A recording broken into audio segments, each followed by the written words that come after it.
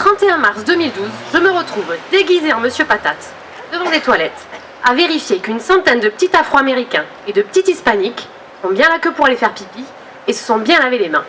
Bien sûr, au passage, ils me tirent sur l'oreille ou sur le nez de Monsieur Patate. Et comment est-ce que j'en suis arrivée là? Eh bien, tout a commencé avec un bouquin qui m'est tombé dans les mains. Alors, pour les non-anglophones, ce titre veut dire « À qui est cet enfant ?» Et cet enfant, c'est cet homme, Bill Wilson, qui petit a été abandonné par sa maman, célibataire, et a été recueilli par un inconnu qu'il a décidé d'appeler son père. Et là, sa vie a complètement basculé. Et pas seulement à cause de cet homme, mais grâce à la rencontre qu'il a pu faire grâce à lui dans la Bible, dans ce vieux bouquin qu'est la Bible. Il a rencontré Dieu et ça a complètement changé qui il était, ce pourquoi il était sur terre, dans ses buts, ses ambitions et sa façon de faire les choix. Alors je vous passe les détails. Plusieurs années plus tard, le voilà au bord d'un bon vieux bus jaune dans le quartier le plus chaud de New York. À l'époque, c'était le seul blanc du quartier.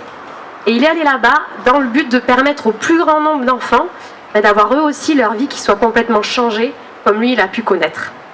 Alors moi, le bouquin fermé, la curiosité éveillée, le visa accepté, je saute dans un avion dans le but de découvrir moi aussi de mes propres yeux ce qu'il en est. Et là, je rencontre une centaine de staff qui vient du monde entier et qui travaillent auprès de milliers d'enfants de tous les quartiers de New York. En même temps que moi, il y a une quarantaine de jeunes qui viennent de tous les continents et qui débarquent le même jour que moi pour y passer 4 mois. Donc 40 jeunes qui sont prêts à passer 4 mois dans le cœur du Bushwick, à partager leur chambre avec 3 inconnus, à avoir une douche pour 10, et tout ça dans le but de s'investir dans la vie d'enfants, dont la mort et la peur sont le quotidien. Alors oui, quand on débarque, on se croit dans un film à l'américaine, où l'acteur principal pourrait être 50 Cent, et puis quand de sa fenêtre simple vitrage, on voit ça avec des voitures de flics, des ambulances, de la musique hispanique qui passe à peu près toutes les 30 secondes. On se dit que les nuits risquent de ne pas être des plus reposantes. Mais que la nuit soit longue ou pas, il fallait se lever tous les matins pour rejoindre notre Bumblebee à nous. Un beau petit camion tout jaune qui se transformait peut-être pas en robot, mais en scène de rue, devant lequel il y avait des centaines d'enfants qui venaient s'asseoir un peu comme vous, mais sur des bâches sur les trottoirs pour nous écouter.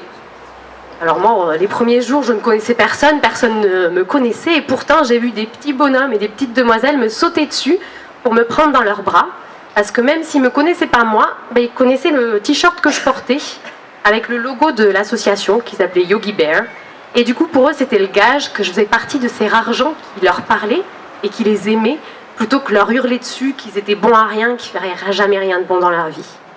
En fait, ça faisait 20 ans que tous les jours, dans ces quartiers, il y avait une alternative au règne des gangs et aux deals qui étaient proposés. Et du coup, 20 ans plus tôt, c'était les mamans, c'était les grands frères qui étaient assis là et qui étaient reconnaissants pour tout ce que ça leur avait apporté à eux. Et du coup, ils me faisaient une entière confiance, même s'ils ne me connaissaient pas moi. Et puis ce t-shirt, en plus d'être un appât à câlin, c'est un sacré bouclier, parce qu'il n'y a pas que des gens très bien intentionnés qui tiennent les murs, et j'ai vraiment vu leur attitude changer les jours où je le portais des autres jours. Donc j'étais bien contente de le porter pendant mes jours de visite, où pendant 5 heures d'affilée, j'allais dans les familles des enfants, toute seule, donc pendant 5 heures, et je rencontrais ces petits impacts de balles. Mais voilà, j'étais sécurisée entre guillemets, parce que je savais que les gens me considéraient différemment, et puis c'était l'occasion de voir leur quotidien, de voir l'univers dans lequel ils grandissaient. Et puis le samedi, c'était une journée un peu différente, parce qu'en bus, on allait les chercher et les ramener. Donc comme vous pouvez voir là, c'était la journée hyper calme, parce que mon rôle était de garder assis et attachés les enfants qui n'en avaient juste pas envie.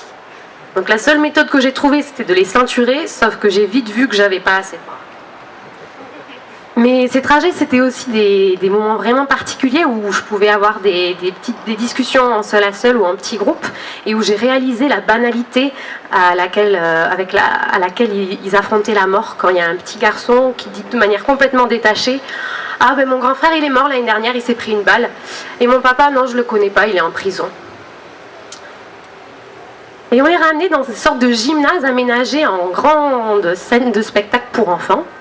Donc les parents nous les laissaient plusieurs heures d'affilée, soit par totale confiance, soit parce qu'en fait ça les arrangeait bien qu'on les débarrasse de ces mioches sur qui ils criaient à longueur de journée.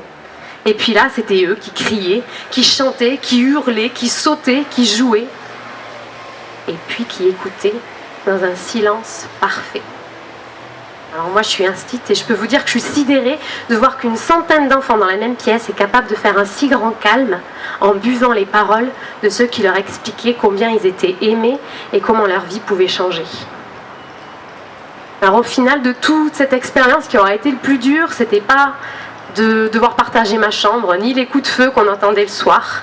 Ce qui aurait été le plus dur, c'était de quitter et de revenir dans un quotidien qui semble avoir beaucoup moins de sens d'un coup.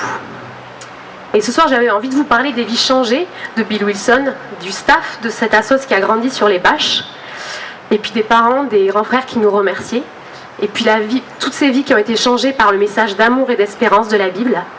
Et puis la vie changée qui m'aura le plus marquée, c'est la mienne, changée par l'envie pressante de ne pas la gâcher.